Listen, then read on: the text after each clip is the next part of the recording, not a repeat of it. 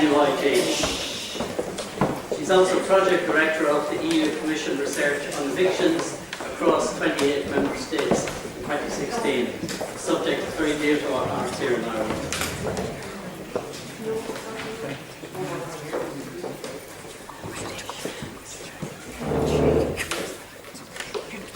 And I just kind of quietly remind you that until validation she's involved in fact, and you can fill it out and help us quickly with the computer.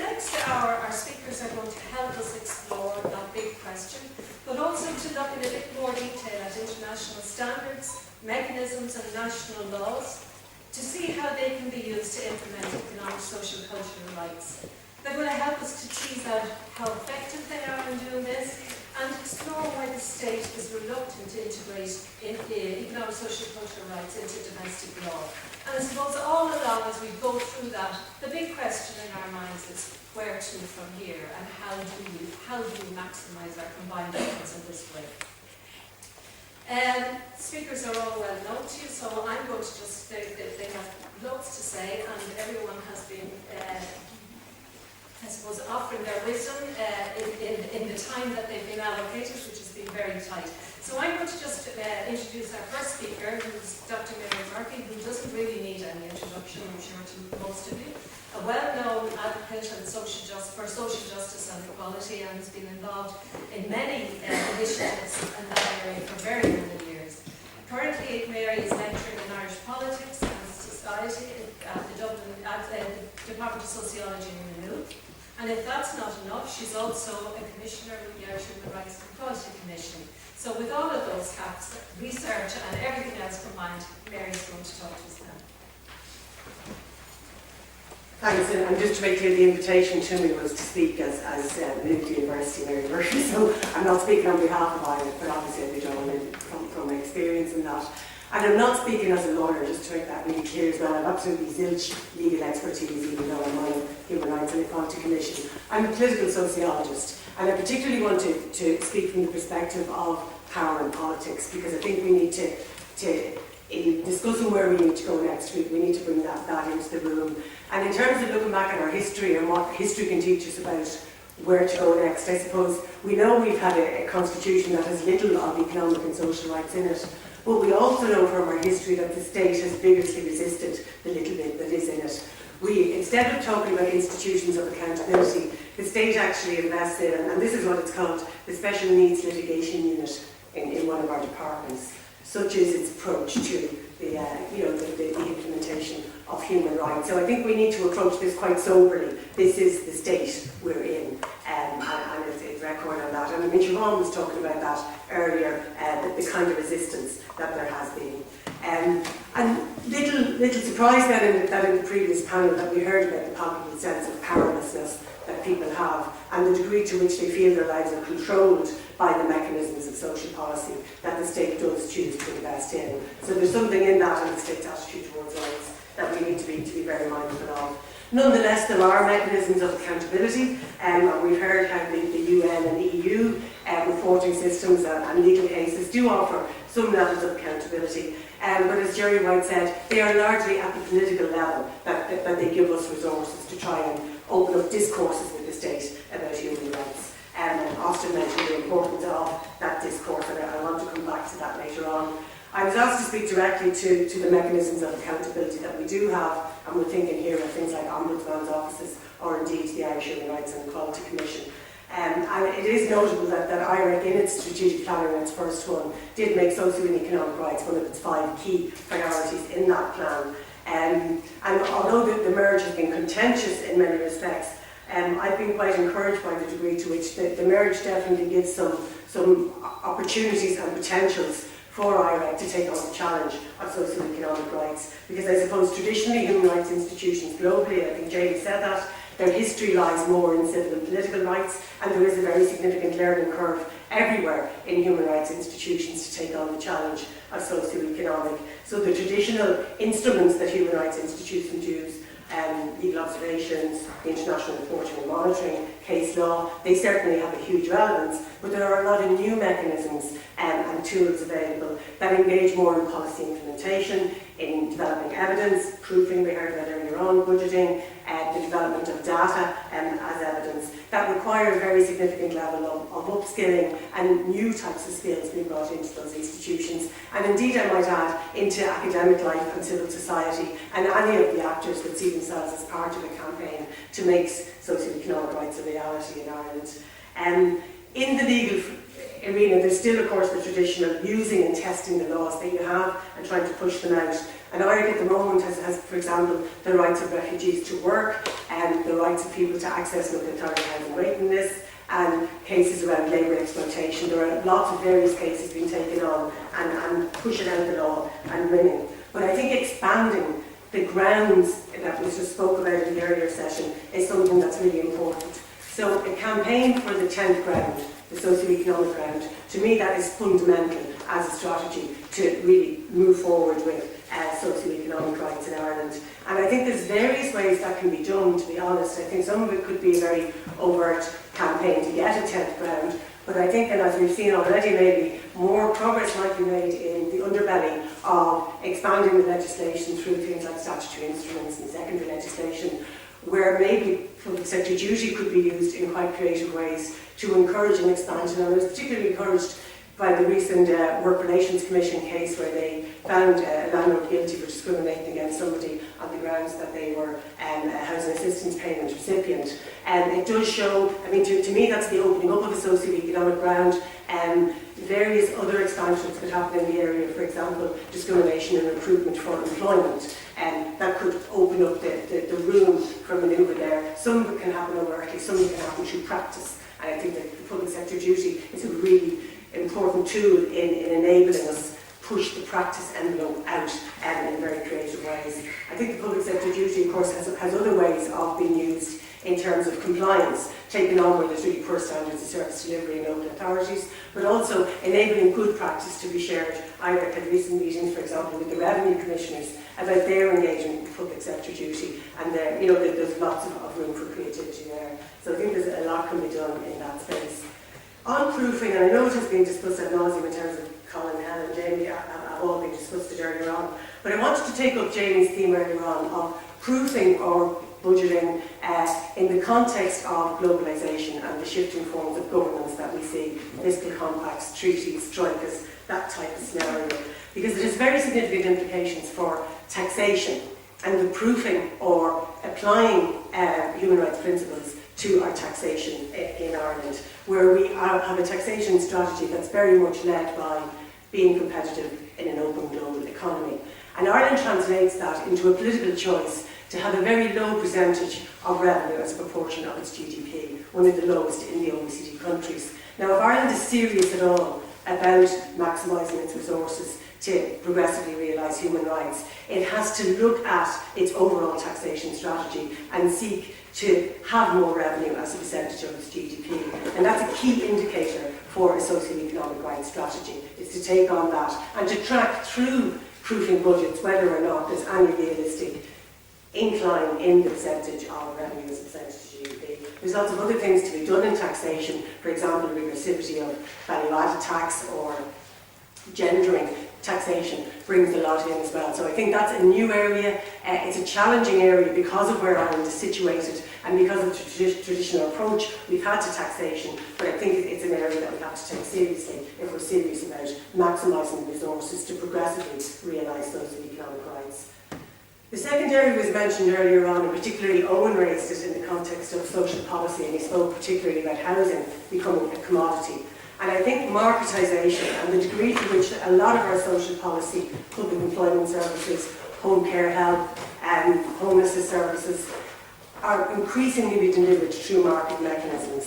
That brings particular challenges for proofing and budgeting, because a lot of the time the contracts that come with procurement processes have commercial sensitivities built into them. Very hard to get the evidence, very hard to get the data, much harder to hold these mechanisms to account. Again, I think that's a real challenge for us in building up accountable mechanisms for privatised services that nonetheless the state has obligations to ensure that they are affordable and accessible for citizens. And I'm encouraged there in Olivier de Choutier and Hesida recently, just in February, released a draft general comment from the committee which is trying to scope out some advices in the context of human rights, in the context of privatisation and marketisation. And I think being on top of that, because we're particularly seeing that happening as we see it in Ireland. So even building socio-economic clauses into procurement contracts, that kind of very practical mechanisms of accountability will become increasingly important if we want to look at things like job path and the housing assistance payment and hold them accountable for human rights standards.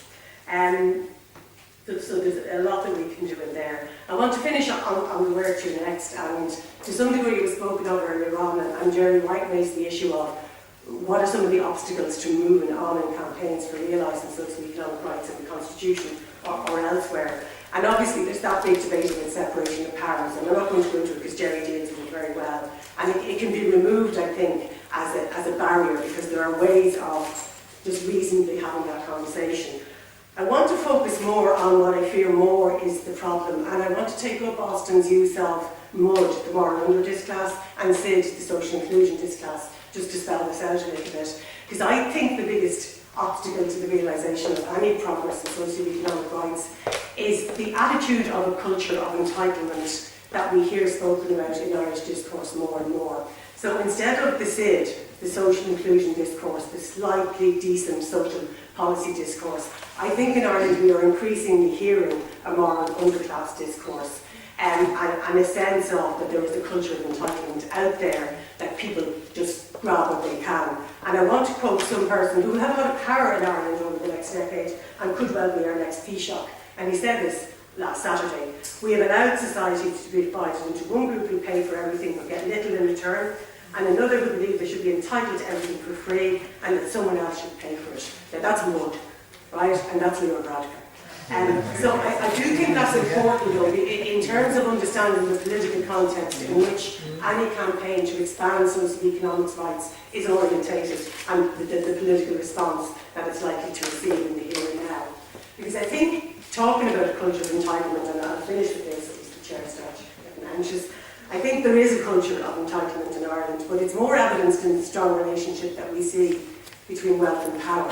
And there's any types of spotlights being shown on, for example, the recent evaluation of how NAMA operated in its policy, to show that there are a very significant amount of policy decisions about health, housing, taxation, pensions, that really do evidence who has power, who is affecting policy making in Ireland. And I think maybe the fear in those who really do resist a socio-economic rights advance might be that any kind of more accountability or transparency that a rights framework for governance would offer assist in exposing that power and holding it to account. And there are many people who don't want that power more visible or more held to account. And I think that's what we're up about.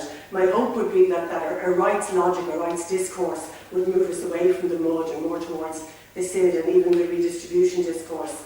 And a rights logic could hold the pervasive market logic that's really informing our social policy, hold that to account and give it some counterbalance. But I really would stress that we are particularly up against a very strong resistance to it in the present body politic.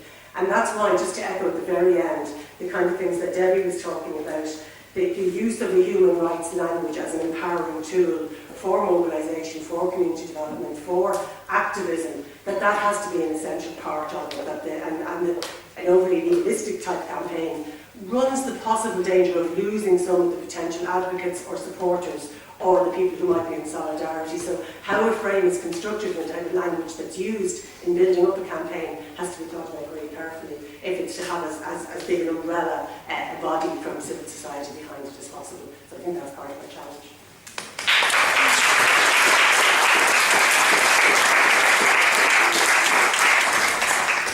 Thanks very much, Mary. I think it's really important to spell out the words power. And in my head, they always come with participation. Who has power, who hasn't, how is it exercised, and how can it be used to claim spaces for engagement when there are no spaces for engagement. And then the other side of it that you were talking about at the end is the whole question of accountability. And maybe some of the question of who has power more open and transparent. I think as well keeping a sharp focus on where we go to from here, and I really liked your phrase of using existing laws and mechanisms and pushing them out, and we've drawn attention to some of the laws and mechanisms that are there, such as public sector duty and taxation and other things, and how we push these out.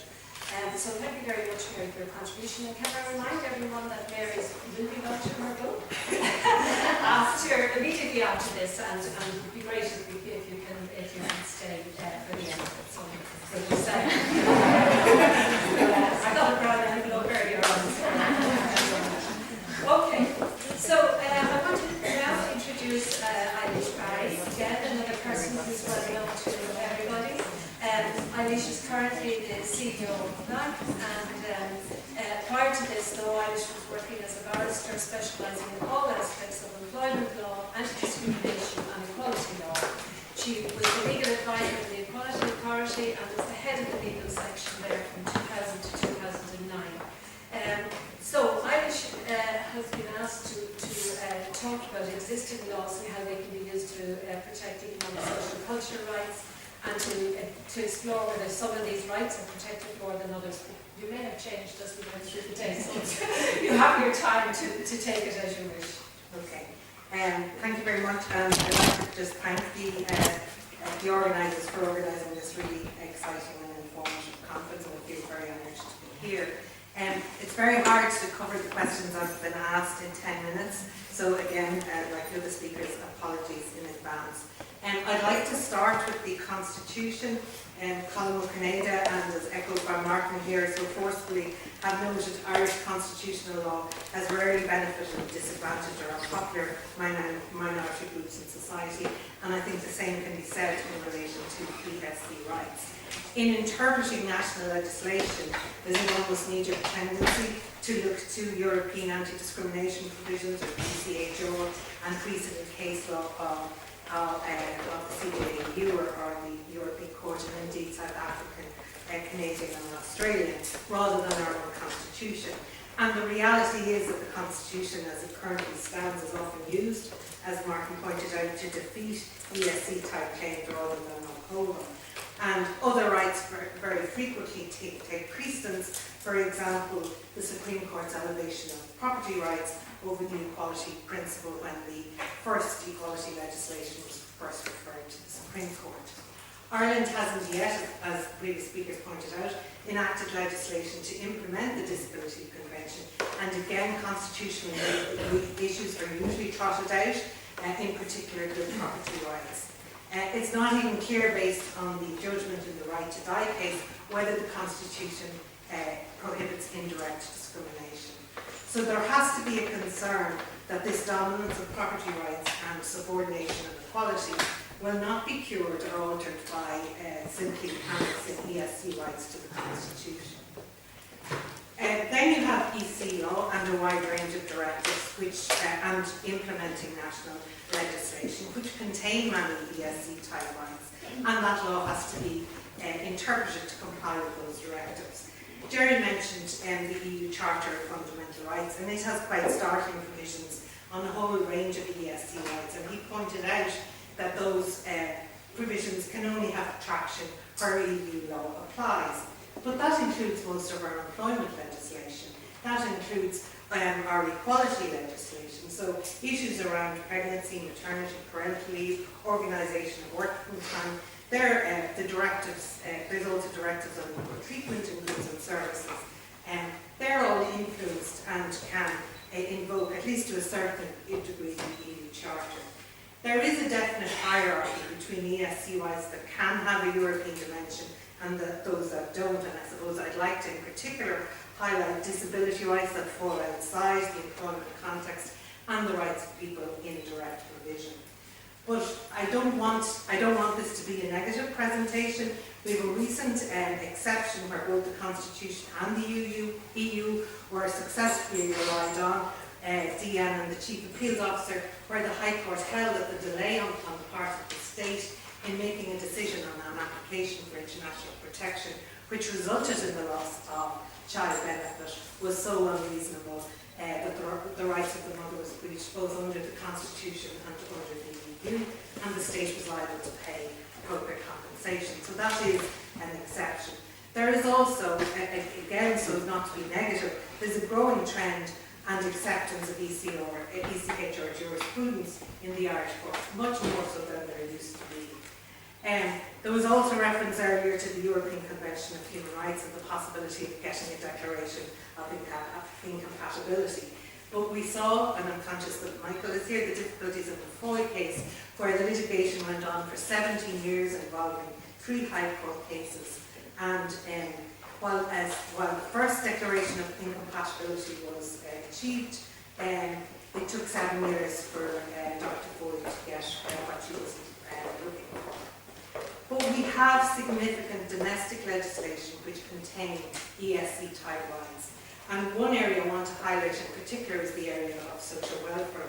There's one really significant provision in section 189 of the Social Welfare Consolidation Act, which provides that, subject to this act, every person in the state whose means are insufficient to meet his or her needs and the needs of any qualified adult or qualified child shall be entitled to supplementary welfare allowance. Now that's as strong an ESC right, I think, as you can get, and it used to be regarded as a safety net in Irish society, and if properly implemented and resourced and enforced, we wouldn't see the sort of queues we saw last Christmas of people queuing for food parcels at the Capuchin Centre to collect Christmas food parcels. I think such queues are an indictment of the failure to implement national provisions that we have now in relation to ESC rights. One of the best ways of pursuing, if you can, an ESC right is to formulate it as a legislative equality claim under the equality legislation, which, as previous speakers have pointed out, prohibits discrimination on 9 grounds: in accommodation, the provision of goods, a wide range of state services, the provision of accommodation, and all kinds of educational establishments. In comparison to bringing High Court actions, it's relatively low cost, it's easier to prove, there's a great emphasis on remedies, and on occasion, particularly in the employment context, significant compensation can be awarded. But there is a hierarchy, as in a claim under the Equal Status Act, the maximum that can be awarded is 15,000, no matter how bad the discrimination is. But there's a very useful remedy available in legislative equality claims. The adjudication officers can make an order directing what are effectively injunctive-like orders, and they've been particularly effective in some education, housing, health and transport cases. For example, a hospital was ordered to install an accessible toilet for a patient, and there have been orders made in relation to access to schools. Now I know the Stokes case was ultimately unsuccessful, but at the outset the equality officer ordered that the child would have immediately would have access to the school. So that's a pretty powerful order that can be made. But though I agree with Margaret, it was a very poor Supreme Court judgment. Now, as everyone has pointed out previously, that legislation is imperfect.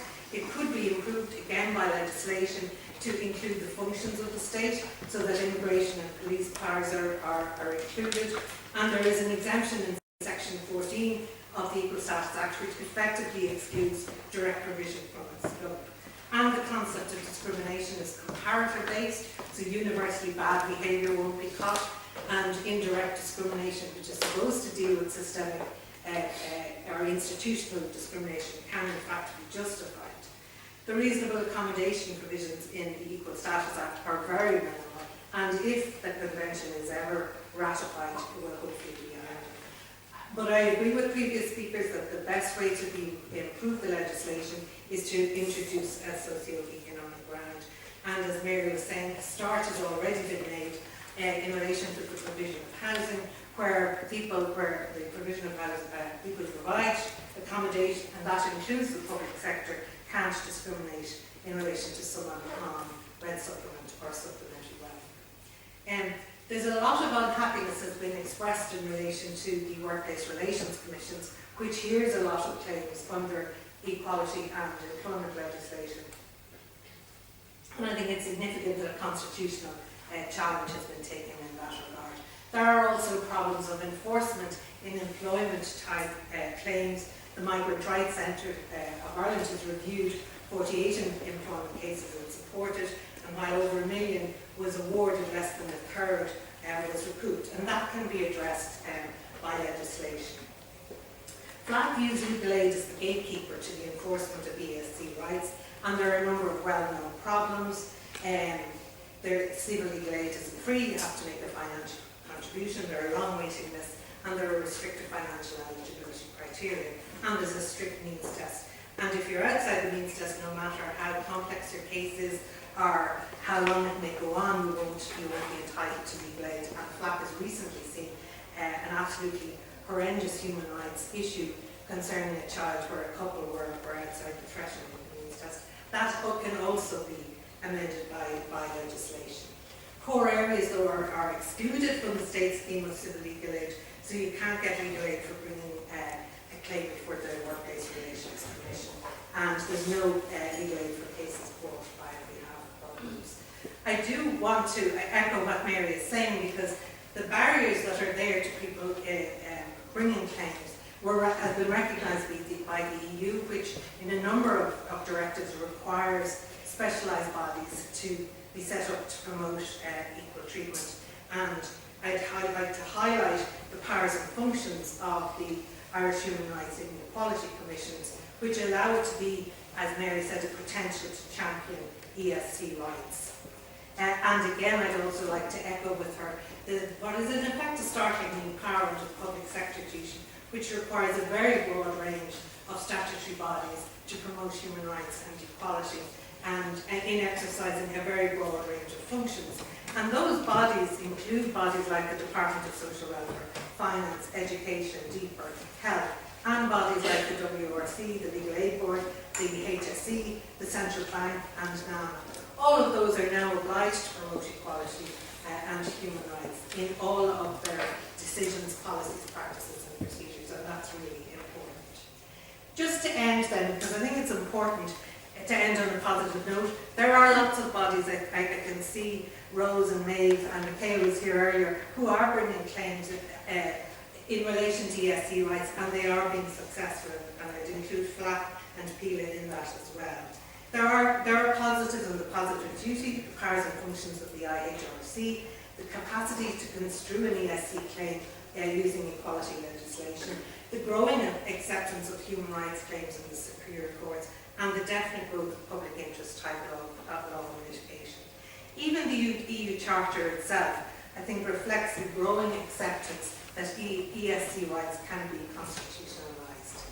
We welcomed the recent announcement by the Taoiseach that a review group is being set up to reform the administration of civil justice in the state. Its first aim is to improve access to justice, And obviously, we would argue that that should include improving access to justice for ESC type claims, and issues such as costs, protective cost order, class actions, legal aid and enforcement can and should be looked at. Thank you.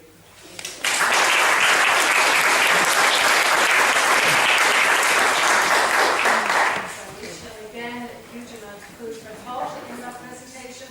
So it's very interesting to think about the role that the Constitution has had to date, as Alicia said, whether it has had the role to defeat ESC rights or to promote them or is an interesting point for us to consider.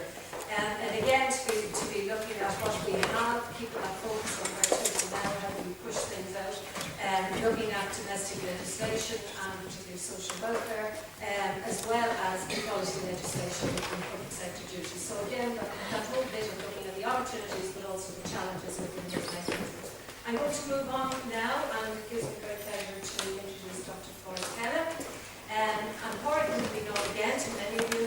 He lectures in property and housing law, regulation and local government law in NUIG Galway. He participates at the European level and has contributed to, has recently been the lead author in relation, and project director in relation to the EU Commission research project on evictions across 28 EU member states. There's lots of publications to his name, but for me I want to introduce him as somebody who from way back 2009 has been completely available to work with us in empowering rights holders around housing law. He would be the one person I would say, along with others like Michaela and others, Gila and others in the room, who have really given courage to tenants to go as far as Europe. So you might all know him in his academic world. We know him for what he does in terms of social justice. So Warwick is going to talk about it.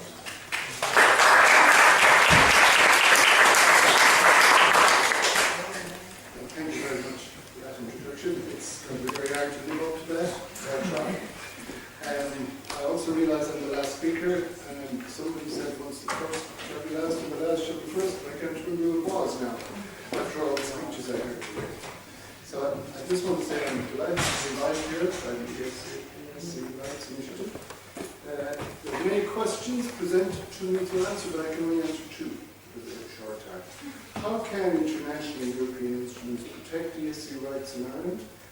And then the hard one, what do campaigners and politicians need to do to secure the protection of ESC rights? Now, I think most of our politicians have left, so I can feel very happy about answering that one. I also had a reason to read the Constitution again, because as many of you realise, it's a brand new one in shops, which is a sort of darker blue to earlier blue. To start there, I want to say that Jerry White, of course, has pointed out in his key text, in an ideal world, solutions to employment, unemployment, poverty and exclusion should emerge from the political system. Of course, we know socioeconomic rights being central to political, social and legal advances. Some writers even suggest that human rights have developed only through political and protest action of social movements, not necessarily lawyers at all.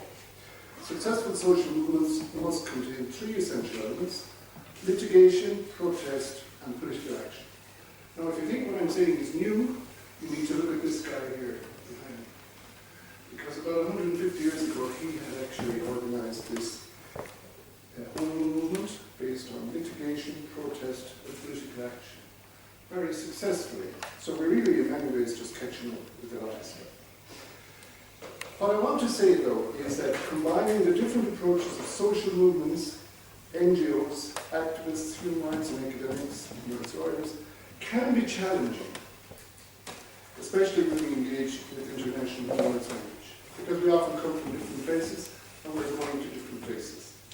One of the most successful or enjoyable activities I've been involved with the collective complaint with CAN, with tenants, Rights in Action, and Dublin House Community Development Association, BLAC, PLAC, Ballymore Community Law Centre, and others, where we have a social movement, beyond academic, lawyers and NGOs working together. And I think that's one example how you can bring these different strengths together. But I want to focus a little bit on the Irish Constitution, because it seems to be the focus of the day, sometimes portrayed as a barrier to the development of economic, social and cultural rights. There used to be a joke about this, which I won't tell you because it's very funny. But I want to suggest that we can start from the Irish Constitution, despite what we say about its limitations. In it, there are key avenues for economic, social and cultural rights. True, Articles 15 and 29 provide a constitutional filter, and much Irish debate on economic, social and cultural rights revolves around issues of separation of powers. Irish courts no longer find new, unenumerated rights in the Constitution. However, we do know that enforcing legislation containing these rights is a different matter entirely.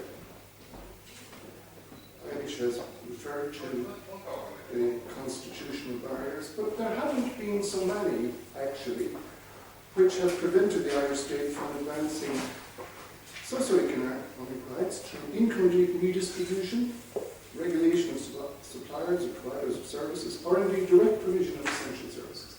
There haven't been that many obstacles in the Constitution to that.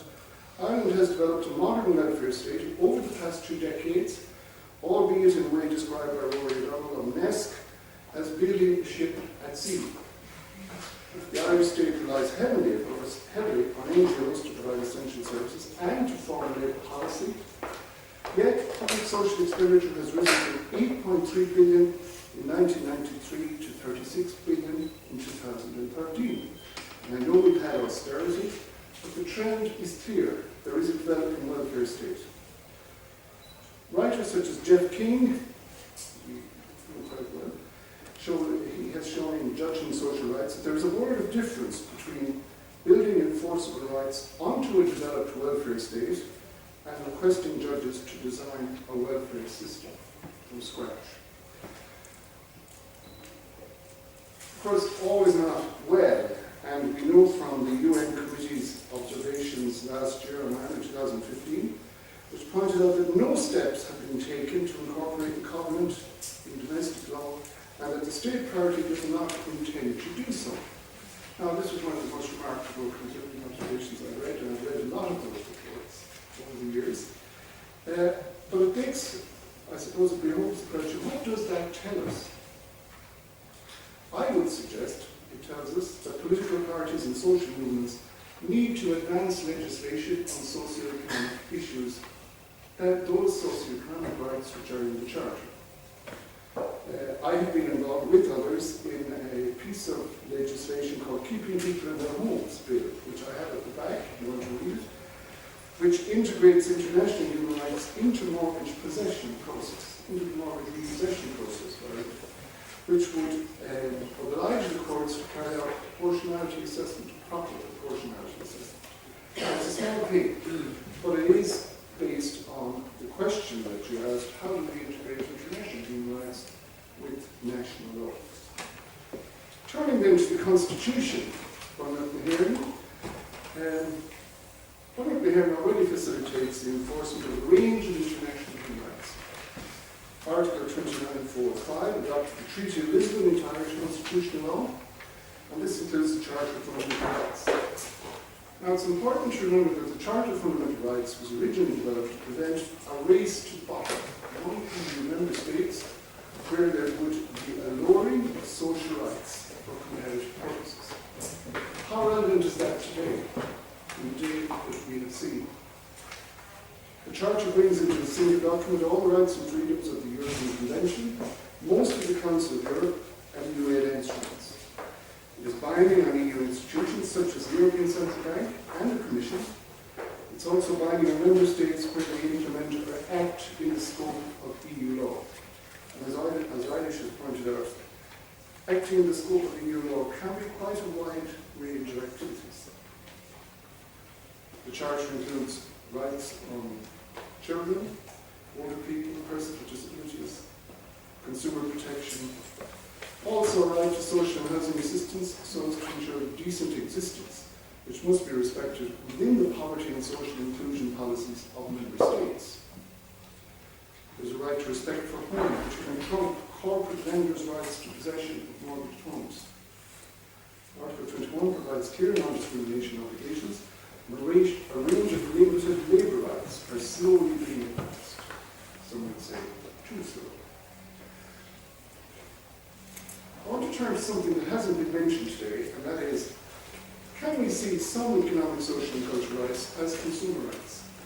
And if we do, what impact does that have on our assessment of the implementation of economic, social and cultural rights? And it's a very short time to cover this, but hopefully we'll sketch it enough that you might be able to see what I'm trying to say. Many of us equate the protection or delivery of socioeconomic rights in terms of employment, healthcare, education, housing, or income support as requiring direct provision by the state. However, accessing daily needs such as food, housing, electricity, transport, healthcare, supports, and utilities are mostly enjoyed in a consumer role. Across the world, the explosion of credit and debt associated with the purchase of essential housing, healthcare, education, and utilities has placed consumer rights at the centre of human rights debates.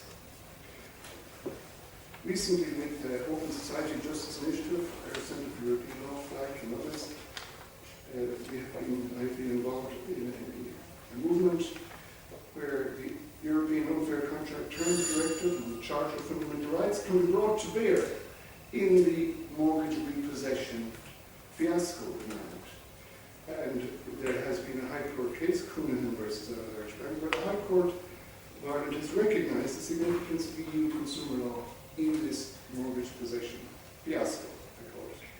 The Irish Human Rights and Equality Commission could also actively participate in this context. Indeed, the integration of human rights into the regulatory role of the Irish state is long overdue. We have an enormous amount of regulatory bodies. We are very, very highly regulated in terms of regulatory agencies. And Section 42 of the Irish Human Rights and Equality Commission Act 2014, which establishes a positive duty on such public sector bodies to protect human rights, the full application of these obligations by Irish state regulatory agencies will be enormously valuable. To conclude, there's nothing un-Irish about interpreting our laws in the light of leading international and European human rights developments. We can do so from or not from here. In any case, it is important that EU and international institutions which advance human rights are not seen as elitist, with access only for human rights, constitutional lawyers and academics. Those left behind are ripe, in the words of economist Thomas Piketty, to be tempted by nationalistic solutions, ethnic divisions, and politics of hatred. Campaigners and politicians in Ireland have a major role to play to avoid the rise of racism and xenophobia. However, invoking international socio-economic rights within Irish constitutional law requires a new skill, and the role of social movements is central. I don't necessarily see these rights developing from constitutional lawyers, but I do see them developing from the interaction of social movements, NGOs, lawyers, and of course, academics. Socioeconomic rights are too important to leave to lawyers and academics, however. We must avoid situations. We must avoid the situation like that of Catherine Corliss, who you know has exposed the mass graves in Tuam, where I was born. We must avoid these situations from happening again. She was told that she could not access public information of the state agency because she did not have a university degree. The mothers of those children were in these homes because they were poor. So, to try to answer these two little questions, campaigners and politicians working with social movements, NGOs, human rights lawyers, and academics can use existing avenues to develop economic, social, and cultural rights in Ireland. In a country with the highest population of human rights activists in the world, which we take justifiable pride in saying, I think maybe we just need to do it.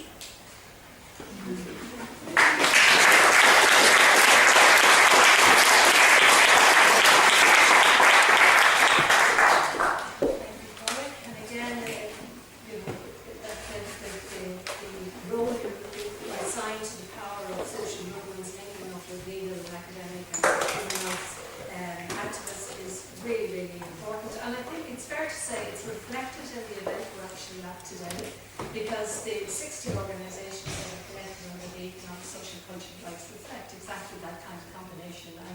And between that and my own experiences of working on the collective complaint, I know that it is incredibly powerful to be bringing together all those different contributions and expertise.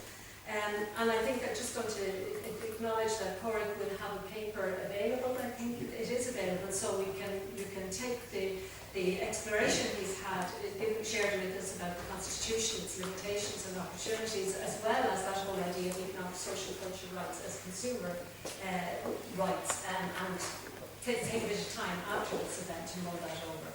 So we've come to the end of the presentations, and we're coming towards the end of the day. We've had an awful lot of listening, but as I look around the room, I see people with huge expertise and knowledge sitting in the room. So I think this is the time for you to, I suppose, really, maybe just take 5 minutes on your own, or with the people beside you. Hear your voice, just to hear yourselves talking and connecting, reacting to what you've heard. I'm only going to give you 5 minutes. And then let's hear some of your reflections or questions. And particularly around that bit, I suppose, as we reach the end of the day. Where to? What are the questions then about where to from here? So just take 5 minutes to hear yourself thinking and talking. And let's start with that. Please do not use the room with your 5 minutes. Danger hour. You have to call to go for this one. Somebody will say,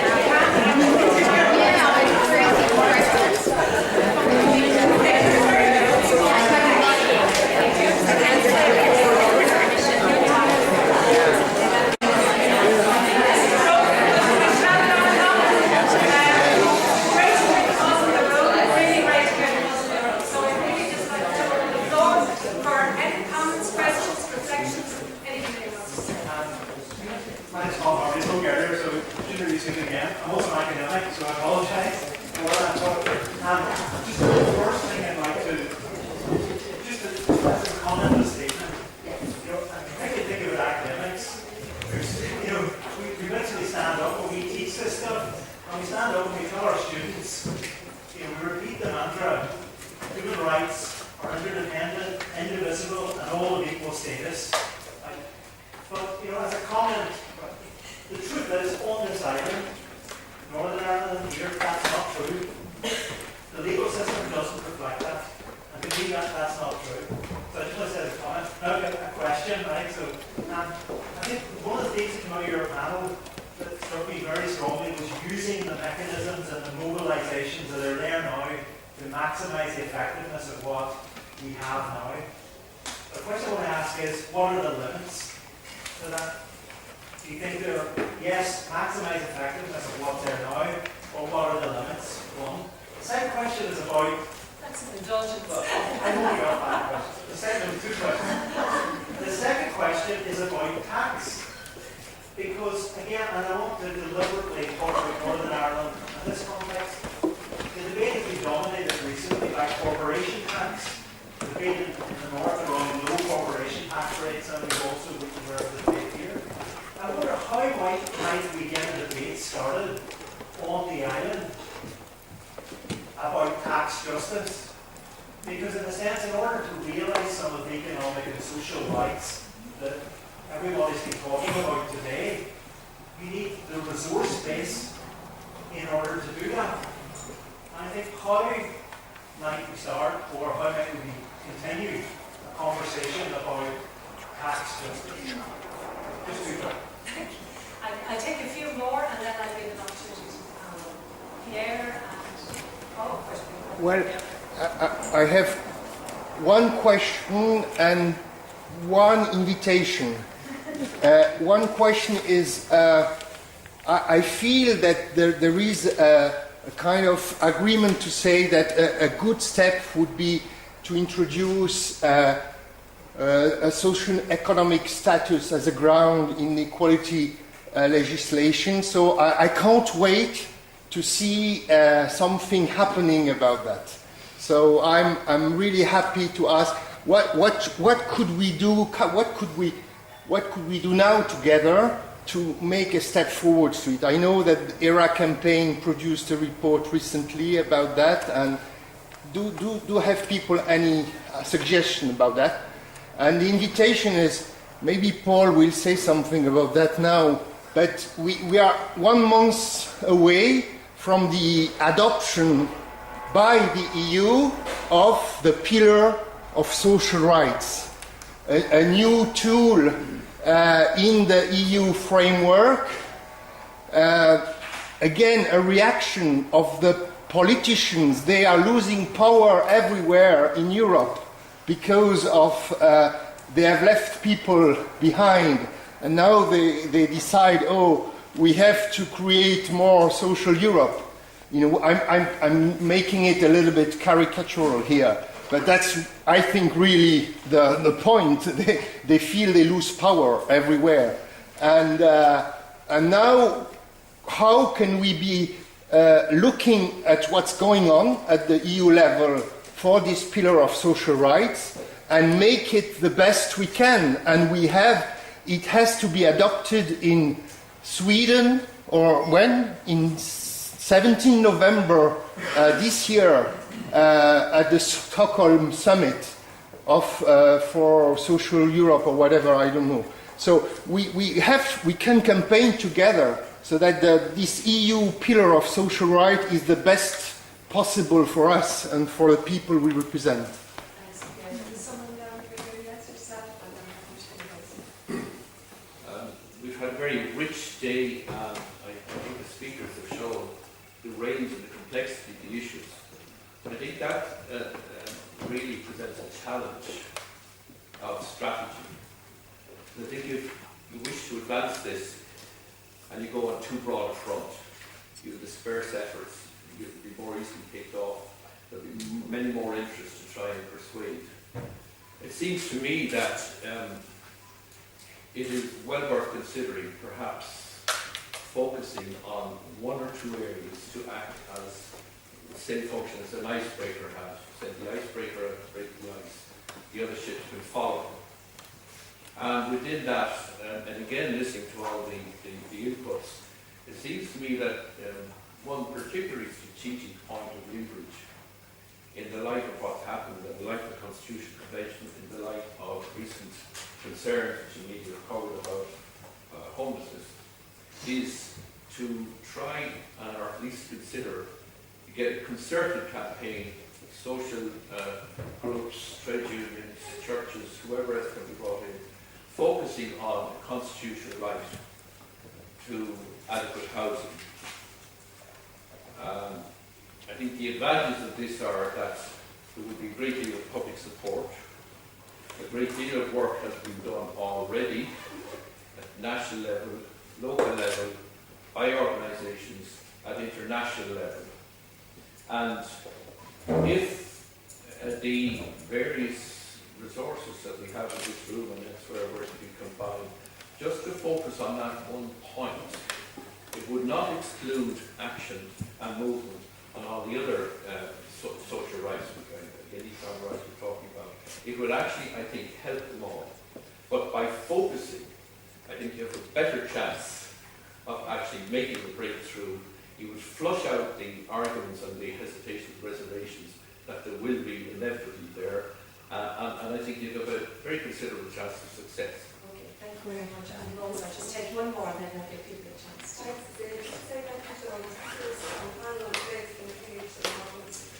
Just to follow up on Irish's presentation, we can see in community obligation that a lot of clients we work with have rights that are already protected in law, and there are already legal mechanisms there for them.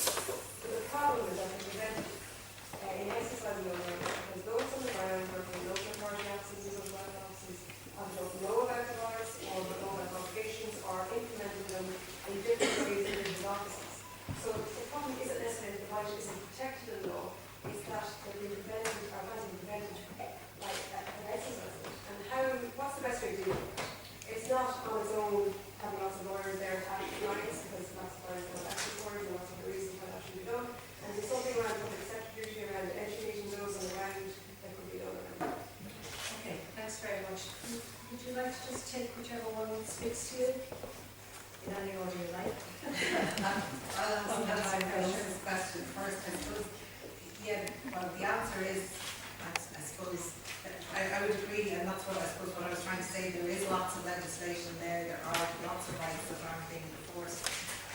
say, for example, the housing legislation that's relevant for travellers, it's never been enforced. The local authorities regularly don't use the money that they can obtain to comply with their obligations. So I suppose I would say more litigation, because I do think there actually isn't a lot of public interest type of litigation going. But then on the other hand, I think the potential of the public sector duty is enormous, and I think it's really important that it's teased out. What does it actually mean? It's very broad. It goes to all sorts of decision making and all sorts of policies and procedures. And I make a habit, in the last month I've met 2 public sector bodies who work in the area of ESC rights, and I say to them, what about the public sector duty? And they don't know anything about it. So there's a real job of education about it, but first of all I think we actually have to work out what does it mean, what does it mean in reality. And I think the NGO sector has to play a real role in realising that they can contribute to working out what it means, and also to make the public bodies accountable, so that when the bodies are they're supposed, when they're adapting their strategic plans, to identify where their services interact with human rights and equality, and to identify what steps they've in place to deal with it and what steps they're going to take to deal with it. And I don't think any of that is really happening.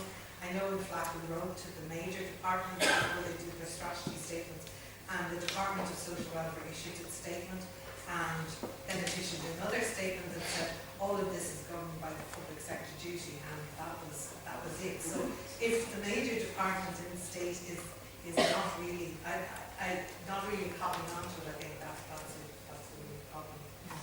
We have about, I'll come to you, I'm sure you do want to say something, and I'll come to you in 1 minute, but we have about 5 minutes, so do you want to just pick whichever really speaks to you there? Okay, well, there's 4 big questions there. To Colin, I'd say the limits of rights, well, they're fairly well known.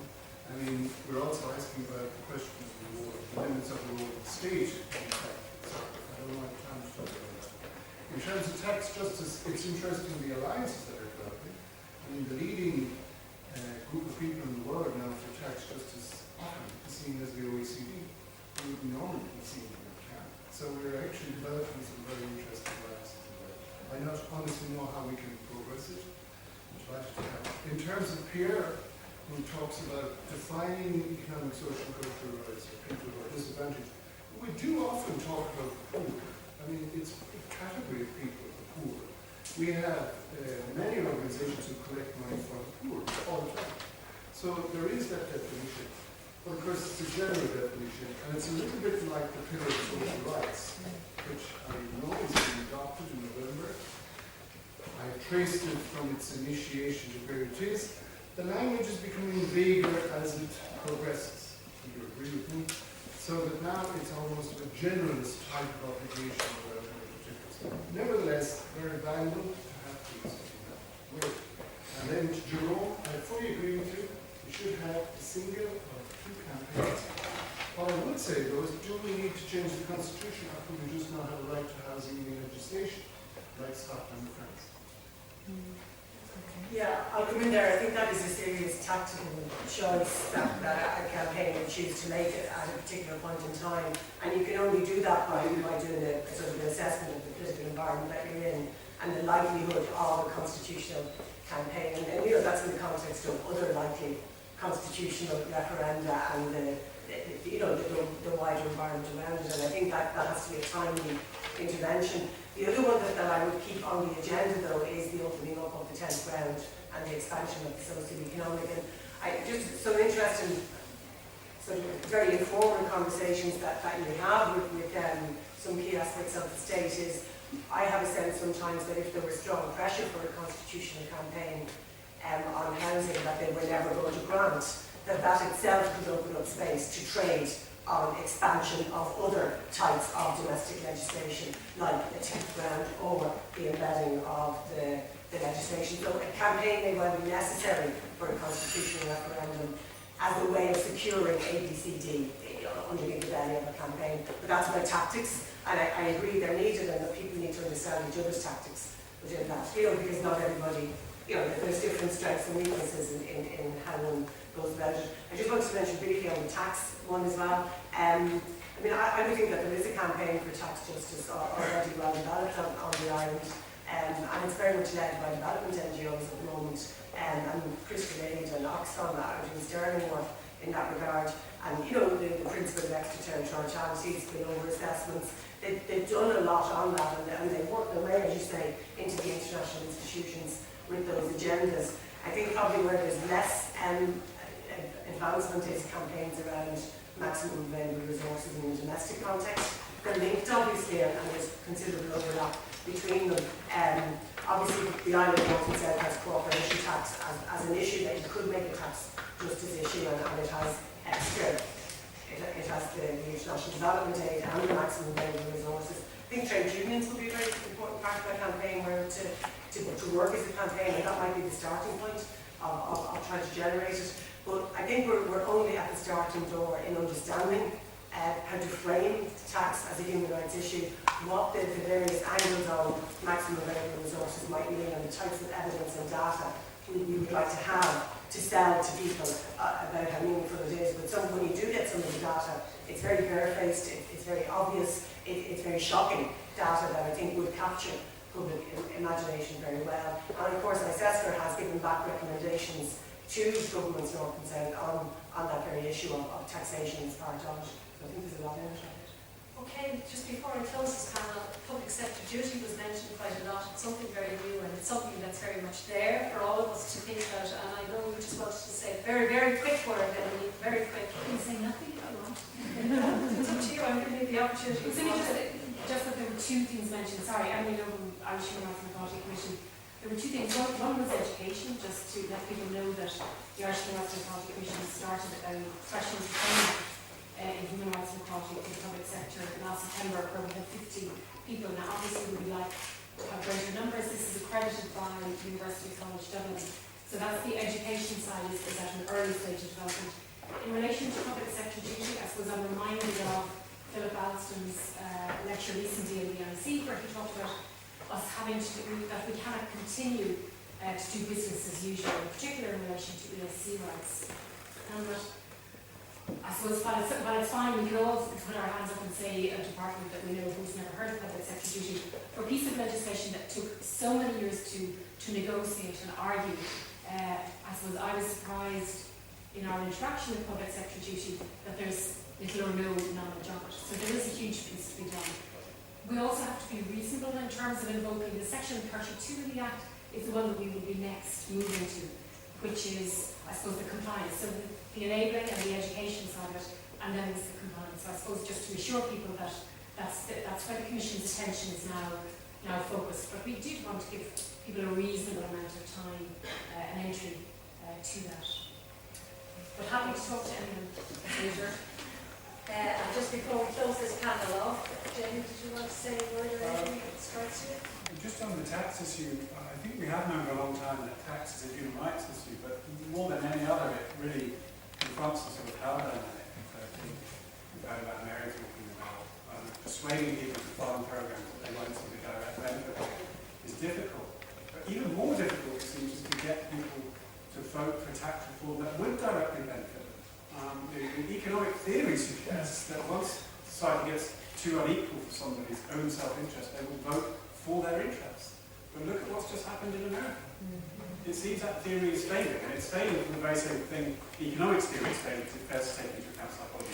Just very quickly, PCSD we've had in the UK for quite a long time. It's a very good legal tool, but it's no panacea by any stretch of the imagination. Right to housing, I think, is a fantastic idea. I think that would be a very sensible way of trying to press hands. That's how it's happened in the UN as well. They've taken right to food, really well developed, and then used that as a vehicle to develop other life. And then finally, on the access to justice point that Rose, I think, mentioned, absolutely critical. We get cold called and asked that, oh, we've heard you've had an accident, or you've been sold PPI incorrectly, etc. Is there an argument, this is heresy perhaps, in making it more profitable for organisations to help people access the benefits they need, or overcome bad decisions in the administration of benefits, and access their existing rights?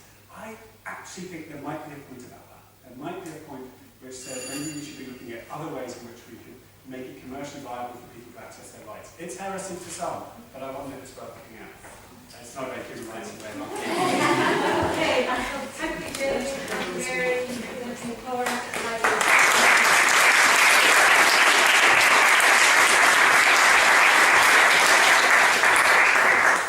Very much. Michael Farrell has very kindly agreed to make a few closing remarks. Michael, as people will know, is a solicitor and a member of the Transport State, and as Irish mentioned earlier, he managed the Appoint case, which led to the adoption of the first gender rights commission